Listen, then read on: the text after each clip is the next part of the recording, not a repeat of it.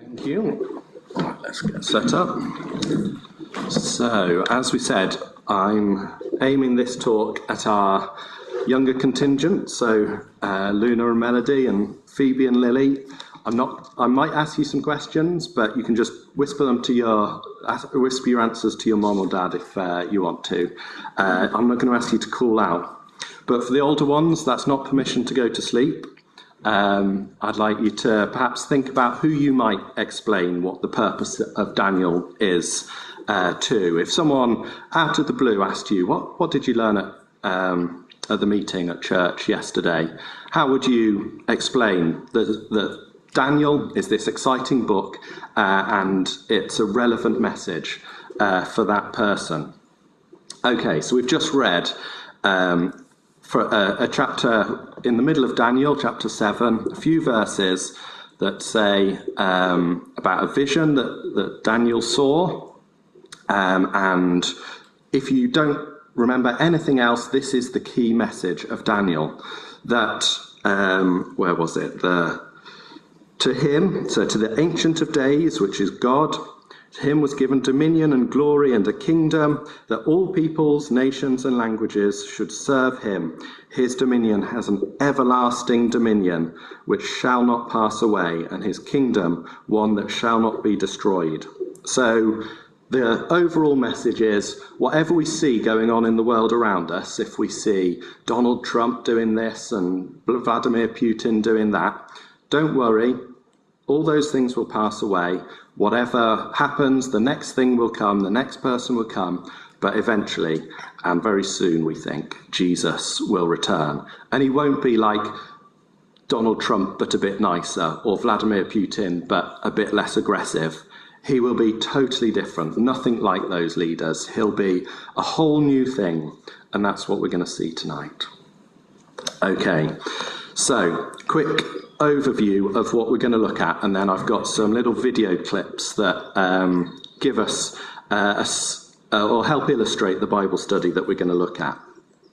Okay, so we're going to look at the overall book. So I'm sure in Sunday school you'll have looked at Daniel in the lion's den, the Nebuchadnezzar's image, the fiery furnace, all the sort of classic Sunday school stories, which are some of our favourites, aren't they, when we're growing up? But tonight I'm not going to look at any one in detail. I want to look at the whole book and what the whole message is and how all those little things fit into a bigger picture. And that's going to be what I said at the start about the kingdoms of this world falling away. You know, one comes after another, and eventually God's kingdom comes. So chapter 1, we'll see that we have to have faith like Daniel did, even when no one around us does. So when we're off at school, when we are playing in the park, and we know that the other children, the other people that we come into contact with, they don't have the same values as us. They don't try to be good or kind or loving because of what God has done for them. They have their own different set of values, but that doesn't mean we can lower ourselves to their level. In chapters 2 and 7, and we'll see this symmetry come up through several chapters, that we have human kingdoms, like we've talked about, Donald Trump in America, or the historic ones, the Greeks, the Romans, the Medes and Persians and the Babylonians, and that they're totally different. On one hand, they're all the same. It doesn't matter if you look at Donald Trump or Vladimir Putin or Nebuchadnezzar himself. They all basically have the same human qualities, and Christ is totally different. He'll be a breath of fresh air. That, as well as having faith in this world, we sometimes have to stand up against persecution. We might be teased or bullied or made to feel uncomfortable because of what we believe. And even if we're the only one, like Daniel sometimes was, we have to stand up for what we believe in. That in the sort of the opposite, the proud leaders of these worldly things, that they will be brought low by God. if they think that they're all powerful and all strong because of their own cleverness and their own strength, God will delight in proving them wrong and bringing them low. And we'll see that with Nebuchadnezzar and Belshazzar in Daniel's book. And then finally, we get this message of hope that, as I keep saying, human leaders, they're all the same, but they're coming to an end.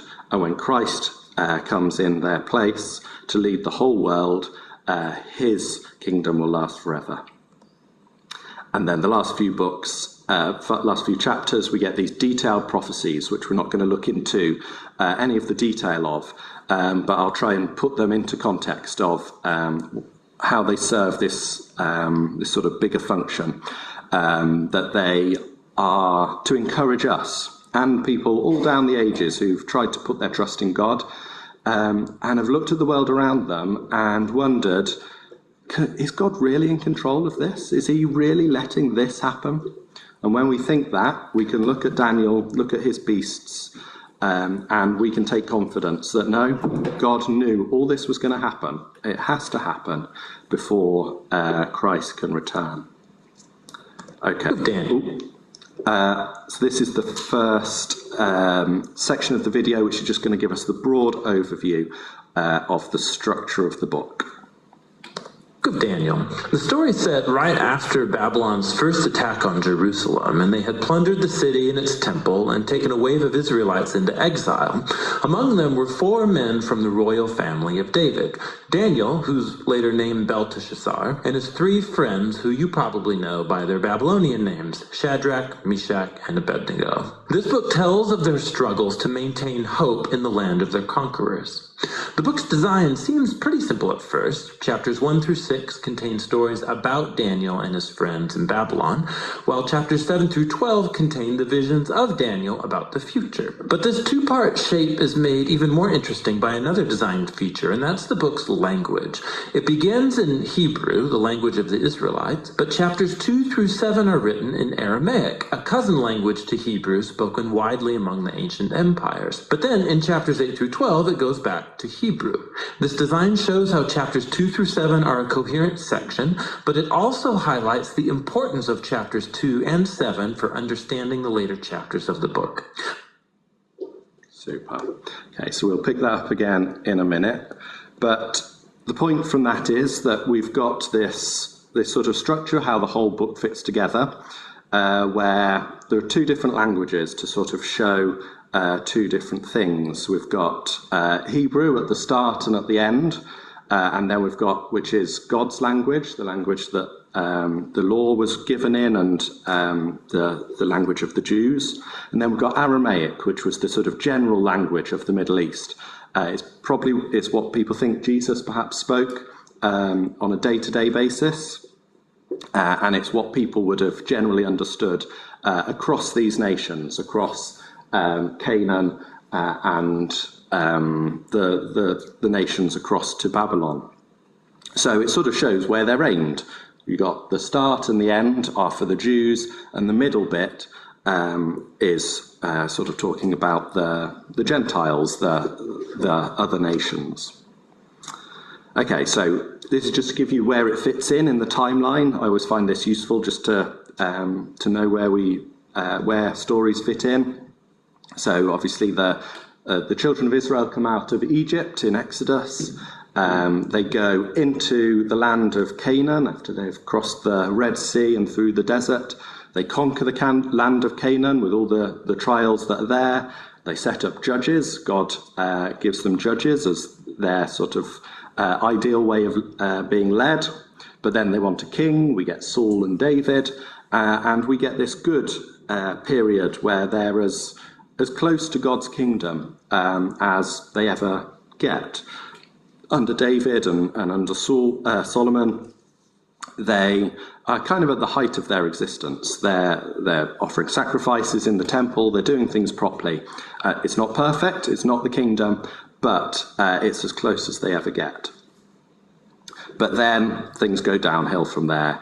They have about the the kings split apart. You get Israel and Judah, and then finally, after all these prophets have come and told them how terrible they're being, and if they don't stop, God will punish them. They'll be taken off into captivity. Then it happens. They don't stop. They don't turn back to God, and God takes them away. So that brings us to where we are. So Daniel, who is he? He is probably in his late teens. We don't know exactly how old he is, but if you imagine someone at the top end of senior school, or perhaps doing their A-levels, that's the sort of age we're talking about. So this isn't a grown-up. It's not, you're not thinking of your dad or a teacher kind of figure. We're talking about a young man who's just coming out of childhood and into adulthood. He's seems to be educated, seems to be from a noble background in Jewish society, because he's there and he's being picked from these people who are being educated, lined up, ready to serve in the king's court. He's able to read and write, and that was obviously very rare in these kind of times. It shows that he was of a certain class within the establishment. So he's got this bright future ahead of him. You imagine someone who's perhaps in today's society is going to a private school, they're going to go to Oxford or Cambridge University, they've got it all lined up ahead of them. One day they want to be a politician or an advisor or an economist or something. They've got big ambitions. That, I would suggest, is how we should imagine Daniel. He's got some good influence in his life. So whilst I talked about the decline of Israel, they also had some good things going on. Josiah wasn't as bad as many of the previous kings, and he had brought about some reforms in which we can read about in 2 Kings 23. But he'd also listened to Jeremiah. So Jeremiah the prophet had been prophesying just before this time. And so he would have heard about God and all the things that had gone before, and he clearly has a faith from what we'll look at in a minute. But then it all goes wrong, doesn't it? You imagine this young man, his whole life set out in front of him, and he's taken off to Babylon. It's 720 miles from Jerusalem to Babylon. If you put it in Google Maps and say, I'm going to walk, it says it'll take you over 20 days of straight 24-hour walking. So it's probably 4 to 6 weeks if they were walking 8 hours a day. So an absolute trek across the desert for this young man who'd grown up. He wasn't someone who worked on a farm or someone who went down the mines digging for gold. This was a young man who had soft hands for writing and doing crafts and making things. He liked reading and studying.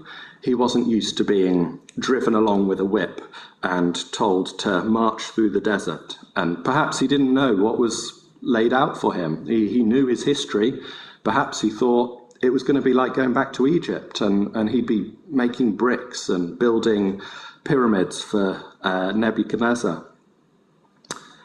But of course, we know God looks after him. So let's have a look at chapter 1 back in the video. Let's just dive in. Chapter 1 introduces the basic tension of the first half of the book. Daniel and his friends, they're really wise and capable, and they're recruited to serve in the royal palace of Babylon. But they're pressured to give up their Jewish identity by living and eating like Babylonians and violating the Jewish food laws found in the Torah. So they refuse, and they choose faithfulness to the Torah, and that puts them in danger. But God delivers them, and they end up being elevated by the king of Babylon. After this begins the Aramaic section. Okay, so chapter 1, they have this whole new life. They've got a new career in front of them. Okay, it's not what they imagined back in Israel, but it sounds like a pretty good career, doesn't it? Living in the king's palace, eating his food, and doing all these things with a view to one day serving in his court. Obviously, there would be some issues for that, for a person of faith, but they don't object to that. They trust their faith that they can carry out that career and take that education without it causing their faith an issue. They're given Babylonian names. Have a look at verse 7 of chapter 1. Or verse 6 for connection. And among these were Daniel, Hananiah, Mishael, and Azariah of the tribe of Judah, and the chief of the eunuchs gave them names. Daniel he called Belshazzar, Hananiah he called Shadrach, Mishael he called Meshach, and Azariah he called Abednego. So those names all are Babylonian names, and they had connotations of Babylonian gods. Like Belshazzar, Bel is a Babylonian god. But they're okay with that. Their faith is strong. You can call us what you want, doesn't change what we believe. And so they don't object to their Babylonian names. In verse 4, it says that the youths would get an education. So they were youths without blemish, of good appearance, skillful in all wisdom, endowed with knowledge and understanding, learning and competent to stand in the king's palace and to teach them literature and the language of the Chaldeans. So the Chaldeans were another nation that had been taken captive and brought to Babylon. This is how Babylon worked. They looked at other cultures and they took the best bits. You're good workers, okay, we'll have you and we'll put you to work on in our mines or in our buildings. You're intelligent, you're well learned, you've got this philosophy that seems to do you well. We'll have you and you'll be our advisors. And that's what they've done with the Chaldeans, and that's now what they're doing with Daniel and his Jewish friends. But the Chaldeans had their own religion and language and all these things, and they were going to teach that to Daniel and his friends. So they accept that, and they're happy to be taught. And what was it leading towards? It said that they would be competent to stand in the king's palace. So if you imagine an old king's palace where the king's in the middle and people are coming and bringing problems, they say, we're being attacked from over here. And the king, if he was a wise king, he wouldn't just say, well, attack them back, or the first thing that popped into his head. What he would do is he would call over his trusted wise men, and they'd have a chat and they'd say, well, we could do this, but that'll cost a lot, or we could do that, but we might some people might get killed, and they'd have a chat and they would decide what to do and give an answer. And so that's what Nebuchadnezzar was lining up these young Jewish men to do. And that was a great opportunity, and it wasn't going to affect their faith, so they don't object to that. But then it changes. They're pressured to eat all the king's food and to drink all his wine.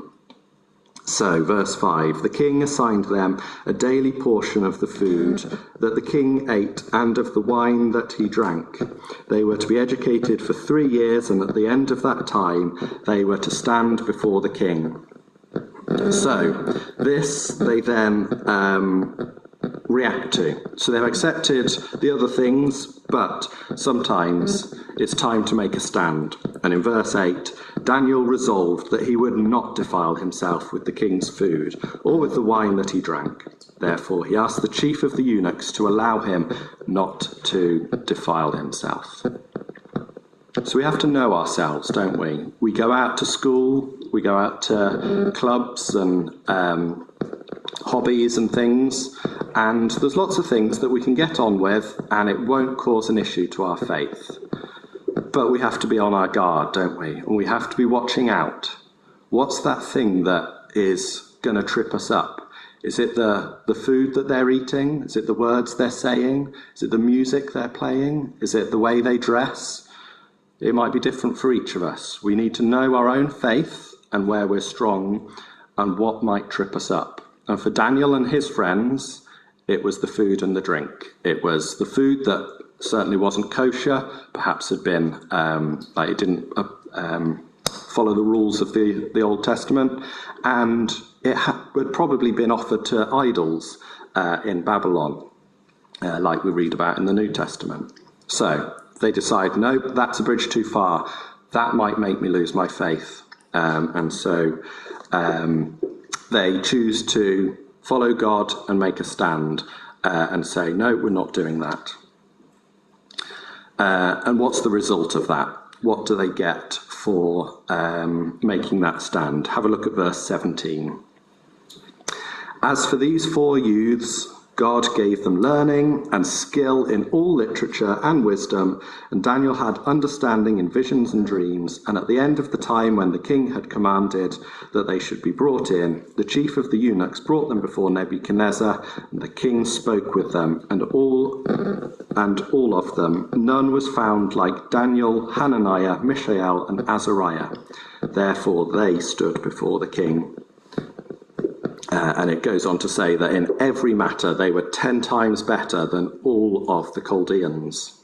So they'd made their stand, they'd not eaten the food that Nebuchadnezzar thought, you need to eat this good food and drink this good wine so that you can be intelligent enough and wise enough to be useful to me. They didn't. They ate the vegetables that they knew followed kosher laws or didn't need to follow any laws, wouldn't have been offered to idols. They didn't drink the alcohol because they knew that might get in the way of their faith. And in return, God rewarded them. And they did far better than those who followed the worldly way of doing things. Okay, we're going to have a look at the next chapter in the video then. Begins the Aramaic section, which you'll see has this really cool symmetrical design. So first, the king of Babylon has a dream that, it turns out, only Daniel is able to interpret. It's about a huge statue made of 4 types of metal, and it symbolizes a sequence of kingdoms, and the head is Babylon. But then a huge rock comes flying in, and it shatters the statue, and it becomes this huge mountain. Now, this dream is the first of many symbolic visions in the book, and this one introduces the basic storyline of them all. Daniel says that the statue represents a train of human kingdoms following from Babylon, and they will all fill God's world with violence. But one day, God's kingdom will come and will confront and humble the arrogant kingdoms of this world and fill the world with the healing justice of God's reign and rule. Okay, so I don't know which of your Sunday school lessons is your favourite Daniel chapter, but I think chapter 2 was probably mine, with this big statue. And if you'd have come to a Shirley meeting room up until about 5 years ago, we had a big statue of Nebuchadnezzar's image that we'd built in Sunday school years and years ago, with all the different metals and this massive head of gold. And then eventually it was just the head of gold that was left, and I think it's finally gone now. But we get this awesome picture, don't we, of God's power over the things that we think are powerful. You know, what can we do against Donald Trump or Putin or anyone else? If China chose to invade our little country and say that we couldn't be Christians or we had to follow their state-approved church, we wouldn't be happy, but what could we do? But God is in control of all these things. He is putting those people in place. So we have to trust that from what we read in chapter 2, that God rules in the kingdoms of men. In verse 21, talking about God, it says, He changes times and seasons. So this is verse 21 of chapter 2. He changes times and seasons. He removes kings and sets up kings. He gives wisdom to the wise and knowledge to those who have understanding. And then in chapter 4, verse 17, it says, and we're sort of going in the middle of this, but I just want to pick out like the proof verse This sentence is by the decree of the watchers, the decision by the word of the holy ones, to the end that the living may know. This is what everyone who's alive needs to know, that the Most High rules in the kingdoms of men and gives it to whoever he will, sets over it the basest of men. So that's one of the key lessons from Daniel. If you don't remember anything else from today, it's that God is in control. All these things that we see going on, the wars, rumours of wars, God is putting these people in place for a reason, and then he'll take them out and put someone else in until one day it will be time and Jesus will come. So we can trust it. Each one, when something bad happens, and things do happen, we think of our brothers and sisters who are trying to follow God in China or Iran or other places around the world. And it's not easy. They're going through a terrible time, but it won't last forever. We can trust that. And all these men, whether it's Xi Jinping or Kim Jong-il or whoever, all these terrible leaders around the world, they all seem alike to God. And why is that? How can someone who lived thousands of years ago, like Nebuchadnezzar, to God look the same as Vladimir Putin or anyone else? Well, it's because they've all got the same human flaws that we've all got. We'd all be a bit like that if we ended up with that much power. Our pride, our desire to look after ourselves and our own family and the people that look like us and are near to us, at the expense of everyone else.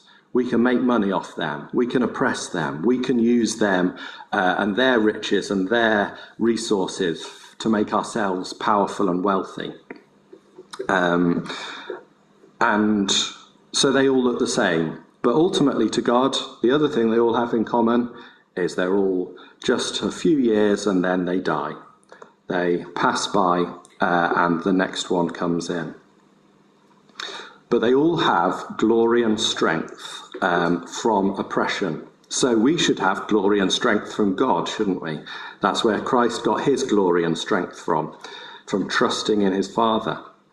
But these men are represented in Daniel chapter 2 by metals, by gold and silver and bronze and iron.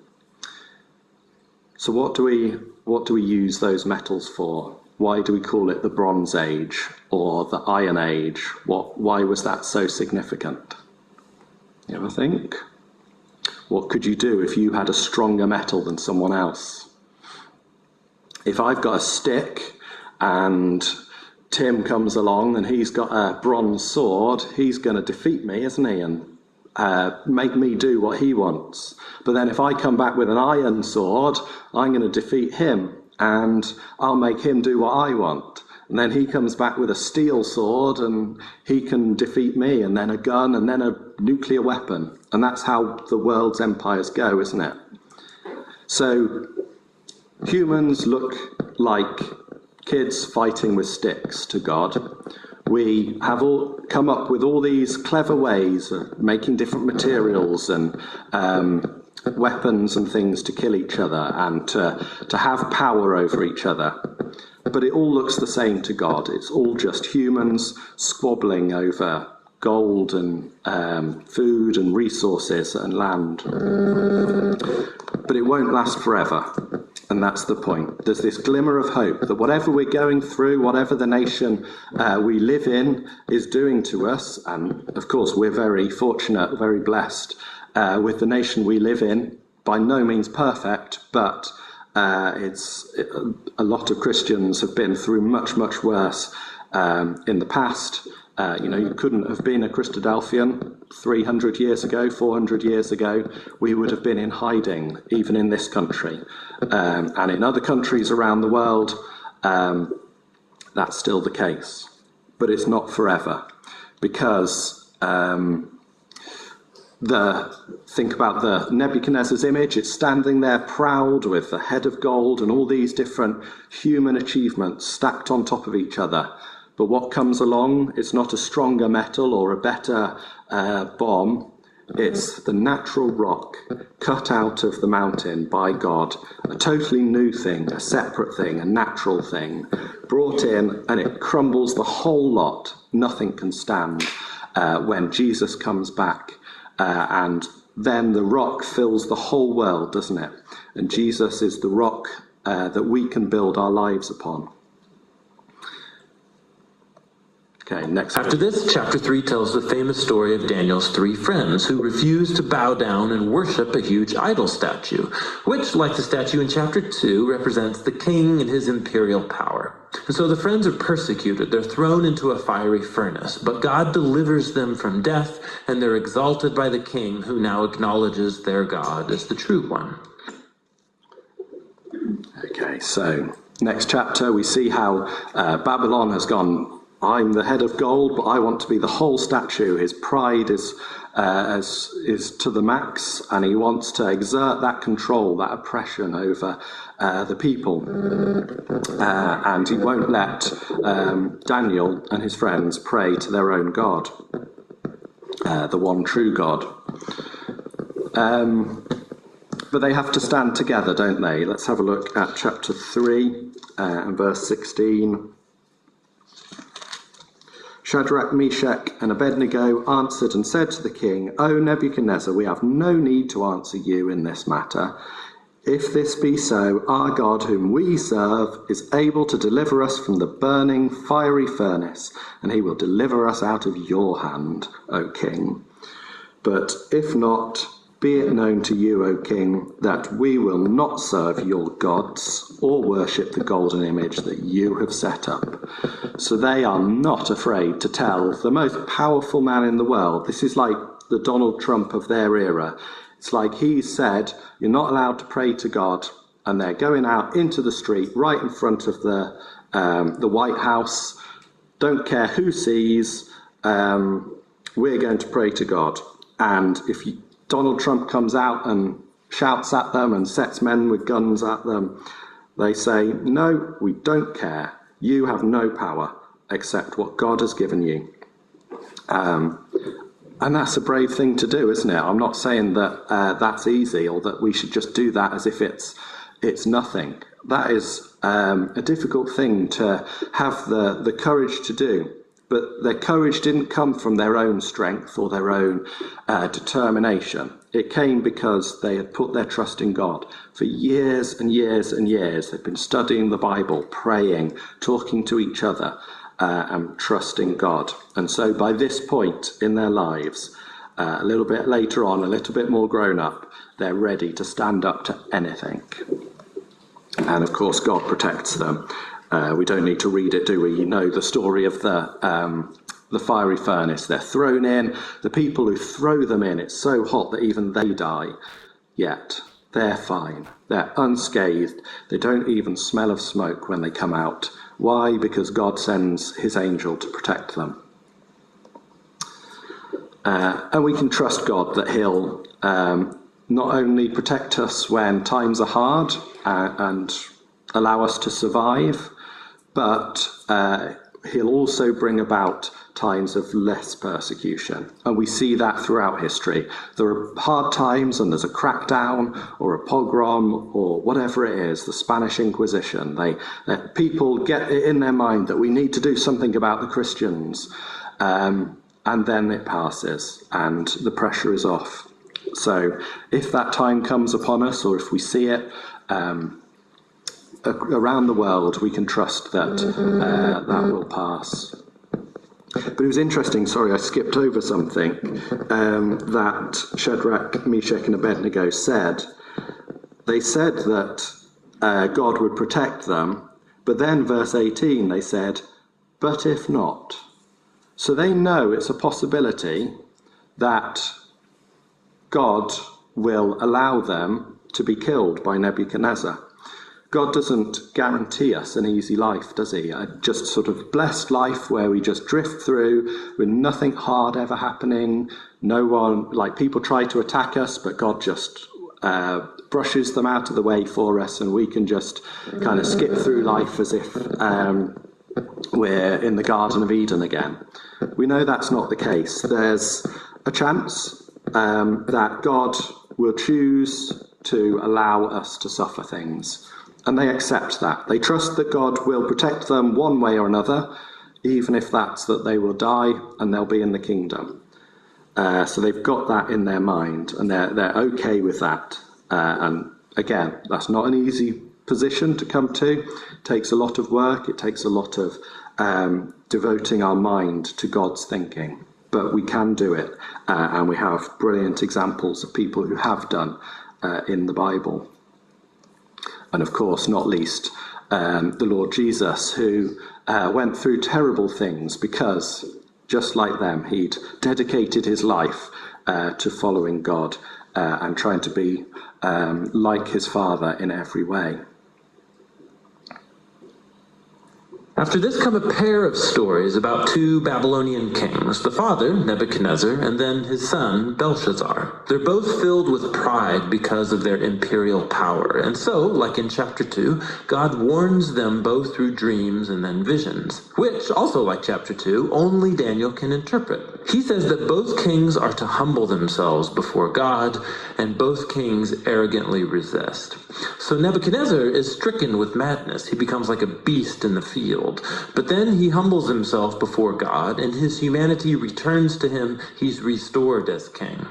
This is in contrast with his son, Belshazzar, who doesn't humble himself before God, and he's assassinated that very night. Now, these two stories draw this imagery from Genesis chapters 1 and 2 and Psalm 8, where humans are depicted as the royal image of God. He's given them authority to rule over the beasts of the field and the birds of the air on behalf of God, who is the world's true king. But when human kingdoms forget that, when they rebel and make themselves and their power into a god, they become less than human, like violent beasts who will face God's justice. Okay, so two examples of these really proud human men, leaders, Nebuchadnezzar and Belshazzar. One stands up to, well, they both stand up to God and disregard his authority. They're both punished and humbled, but one asks for forgiveness and recognizes God's supremacy and God's power, and he's restored to power. The other one stands up to God and is not willing to repent, and he is killed. So we get this picture of how God rules in the kingdoms of men. We looked at that verse earlier, so we don't need to read it again. It comes up several times, this saying, the Most High rules in the kingdoms of men. And what does that mean? Obviously, I'm not saying that Vladimir Putin is doing God's doing everything, running everything the way God would like it to be run. But God is giving him power to do things that need to happen in Russia or Trump in America or whoever in order for his plan and purpose to happen. But ultimately, God is in control. And when these men are, God has served his purpose with them, or when they try and turn themselves into gods and their pride gets too big, God has no problem just wiping them out. And so when they abuse the power that God has given them, God humbles them.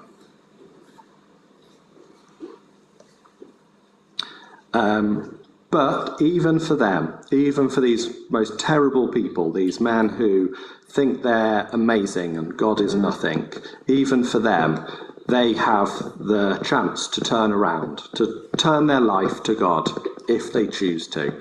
God's truth, his message, his faith is there for all of us, for anyone.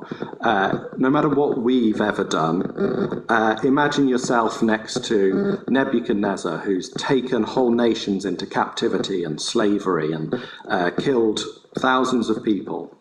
God was willing to give him a second chance. He'll certainly give each one of us a second chance, whatever we've done, if we genuinely turn back to him. And the arrogant, on the other hand, people who won't accept God even when he's right in their face, then God will take everything that they have. And that's what happens to Belshazzar. Okay, so authority is God-given, even very human-looking authority, but humility restores people to God, arrogance destroys people. Okay, chapter 6 and 7 then.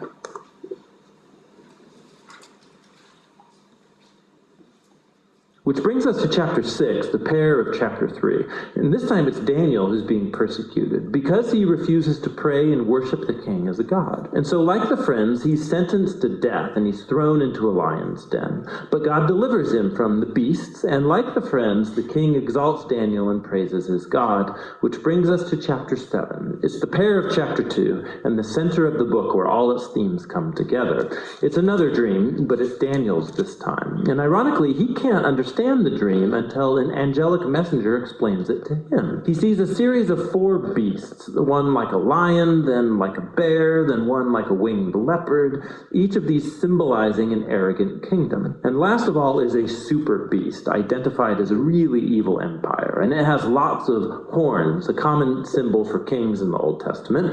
And there's one specific horn who is an image of an arrogant king who exalts himself above God and persecutes God's people. Now they are symbolized by a figure called the Son of Man, who's an image for both God's covenant people, but also for their king from the line of David. But then all of a sudden, God, who's called the Ancient of Days, comes and he sets up his throne. He destroys the super beast and he exalts the Son of Man on the clouds, where he comes up to sit at God's right hand and share in God's rule over the nations. Super. So some really detailed visions that we're getting into now. But first, chapter 6, Daniel and the Lion's Den. Another one that's probably up there, probably your favourite Sunday school lesson when you're about 5. It's one of those that never gets old, is it? But Daniel, just like his friends in the fiery furnace, puts God first in his life, and he's not afraid to stand up for what he believes in. He puts his trust in God, he gets his strength from God, and he's able to prevail over, in this occasion, it's the king's wicked advisors, isn't it? The king doesn't want to do these things to Daniel. He's been humbled. He realizes Daniel's position in God's plan, but the advisors trick him, but no amount of trickery is able to get round what God is saying. So if I had to be in one of these situations, I think I'd at least rather be with my friends, with when Shadrach, Meshach and Abednego stand up. At least they get to stand up together. And it's so much better, isn't it, if when we're persecuted, if we've got someone who we know believes the same as us and has the same values of us, if we've got friends who, even if it's just one friend, someone who we can talk to and someone who we can stand together with, that makes these things even that little bit easier to go through.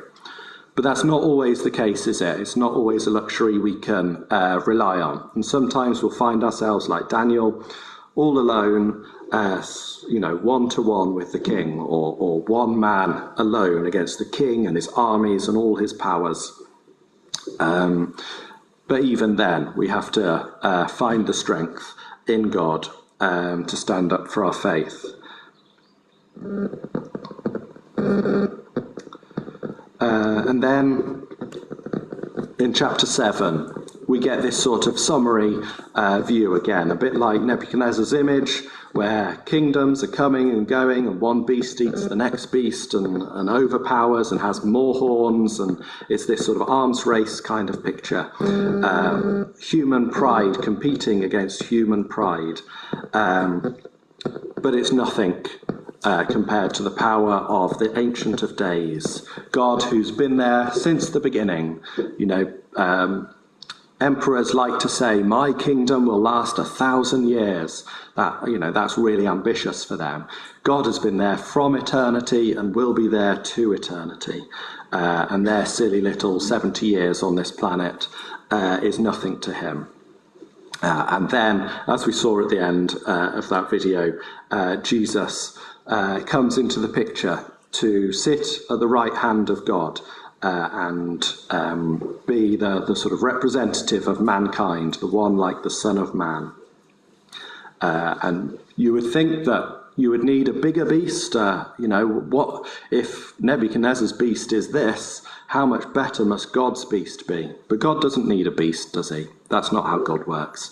God has a carpenter, a young man who cuts up bits of wood and makes tables and chairs and doors and fixes things and helps people. He's kind to everyone he meets. He's generous. And he humbly teaches them God's message. That's who can defeat all of mankind's power. Okay, next. We can look back now and see how all of these stories in the first half fit together. The three stories of faithfulness despite persecution, these are meant to offer hope to God's suffering people among the nations. But they suffer because human kingdoms have rebelled against God and have become beasts. And so these visions encourage patience, that God's people are to wait for him to bring his kingdom and rule over our world and vindicate his suffering people. Okay, so people have suffered, but this is the message of Daniel. If we take each of the individual stories, each of the visions, put them all together, it's a message of hope. Difficult things will come. We'll be persecuted. It's not going to be easy every day that we choose to serve God. But suffering will cease. Persecutors will be wiped out. Human nature, it's never going to change, but one day it will be taken away. Let's have a look at Daniel 6, verse 25. King Darius wrote to all the peoples, nations, and languages that dwell in all the earth, peace be multiplied to you. I make a decree that in all my royal dominion, people are to tremble and fear before the God of Daniel, for he is the living God, enduring forever. His kingdom shall never be destroyed, and his dominion shall be to the end. He delivers and rescues. He works signs and wonders in heaven and on earth. He who has saved Daniel from the power of the lion's den. What a wonderful thing for anyone to say, but that's King Darius, a human ruler with his own power, his own pride. Even he was able to see that God is something different, something better. He doesn't need to compete with God. He could be on side with God. And actually, his kingdom would be all the better if everyone in his kingdom accepted God and allowed him to be worshipped. And that's the realization that, unfortunately, all too briefly, human leaders occasionally come to. But human nature is finite, whereas God, his kingdom, is enduring forever. It shall never be destroyed. And Christ will be perfect. These are the verses we started with, aren't we, in our reading? I saw in the night visions, and behold, with the clouds of heaven, there came one like the Son of Man, so that's Jesus. And he came to the Ancient of Days, his Father, and was presented before him, and to him was given dominion, as rule over everything, and glory, and a kingdom, that all peoples and nations and languages should serve him. His dominion is an everlasting dominion that shall not pass away. His kingdom shall never be destroyed. Okay, so whilst these things keep happening, keep going, we can have absolute confidence that God's kingdom, with Christ at his right hand, will never cease. Right, last clip then. But it raises the question about when God is going to do that, and that's what these final three visions set out to explore. In chapter 8, Daniel has another vision about the final two beasts of chapter 7, but this time they're symbolized by a ram, who we're told is the image of the empire of the Medes and Persians, and then by a goat, who's an image of ancient Greece. And out of the goat come a whole bunch of horns, one of which symbolizes the evil king from chapter 7. And we're told more about him, that he will attack Jerusalem and exalt himself above God and defile the temple with idols. However, in the end, he will be destroyed by God, who will exalt his people and his kingdom. Now, by chapter 9, Daniel is very puzzled, especially as to when all of this is going to take place. And so he consults the scroll of the prophet Jeremiah, where God said that Israel's exile would only last 70 years. So for Daniel, the 70 years is almost up. And so he asks God to fulfill his promise soon. But an angel comes and informs him that Israel's sin and rebellion has continued. And so their time of exile and oppression will continue on 7 times longer than Jeremiah envisioned. Daniel is deeply disturbed by this, and he has one final vision. We're shown the same sequence of kingdoms. It's Persia, then Greece, and Alexander the Great, followed by lesser kings, all leading up to this final king of the north, who will invade Jerusalem, set up idols in the temple, and exalt himself above God. But then, all of a sudden, this king comes to ruin. Now, there's been endless debate about what all of these visions refer to. Many see a clear connection to the exploits of the Syrian king Antiochus in the 160s BC. He killed many faithful Jews in Jerusalem and set up idols in the temple. Others think it points forward to the Roman Empire's role in the execution of Jesus and the destruction of Jerusalem and the temple in AD 70. And still others think it will be fulfilled in future events that have yet to happen when Jesus will return. Now the problem is that the symbols and the numbers, they don't quite match any of these views perfectly. But it opens up the possibility that in a sense, they are all right. The book of Daniel has been designed to offer hope to all future generations of God's people. It did so in the days of Antiochus's empire, and it has ever since. This is why Jesus could use imagery from Daniel to describe and confront the oppressive leaders he confronted in Jerusalem. This is why John, the visionary who wrote the Revelation, could adapt Daniel's visions and apply them to Rome of his day and also all future oppressive empires. And so the point of Daniel is that all generations of readers can find here a pattern and a promise. It's a pattern that human beings and their kingdoms become violent beasts when they glorify their own power, when they redefine right and wrong and don't acknowledge God as their true king. But Daniel also holds out a promise that one day God will confront the beast. He will rescue his world and his people by bringing his kingdom over all nations. And so for every generation, this book speaks a message of hope that should motivate faithfulness. And that's what the book of Daniel is all about. Super. So I think at this point we can perhaps slightly disagree with the video that it's trying to be a bit neutral and academic there in not coming down on one or other interpretation of Daniel's visions. And that's a whole subject that, as Christadelphians, we love to get into the detail of, and making those numbers work that on the face of it seem like they're difficult to put together. But I think the conclusion and the sort of big picture is also true, that even if we take one primary fulfillment of these promises, of these visions, the pattern is there. People say that history doesn't repeat itself, but it rhymes. And why is that? We see the same patterns coming up again and again and again.